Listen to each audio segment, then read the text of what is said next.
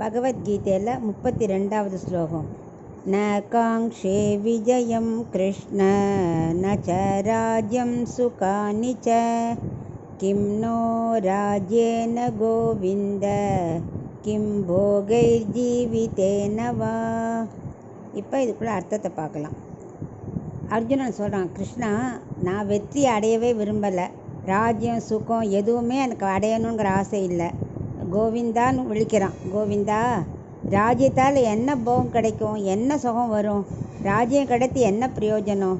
என் உறவினர் மக்களை கொன்று அதில் கிடைக்கும் சுகம் எனக்கு தேவையே இல்லை அப்படின்னு புலம்புறான். ஆக்சுவலாக அது உயர்ந்த எண்ணம் தான், ஆனால் அது இப்போ நினைக்கக்கூடாது. போருக்கு வந்துட்டு இந்த எண்ணம் வரக்கூடாது. மற்றவளுக்கு எடுத்து நான் வாழணுன்னுங்கிற எண்ணம் கூடாதுங்கிறதுலாம் நல்லது தான். பட் அது சந்தர்ப்பம்னு இருக்கு இல்லையா, அது இந்த கரெக்ட் டைம் இல்லை. ரெண்டாவது அவன் கோவிந்தாவுக்கு மீனிங் சொல்கிறான். கோவிந்தா, நீ மாடு கன்றலை ரட்சிக்கிறாய், ஆனால் என்னை மட்டும் ஆச்சாரியில் அழிக்க அல்லவா நீங்கள் நிறுத்தியிருக்க. மேலும் கோவிந்தா, நீ மட்டும் பூமியை ரட்சிக்கிறாய், ஆனால் என்னை பூமியில் உள்ளவர்களை அழிக்க சொல்கிறாயே என்று புலம்புகிறான்.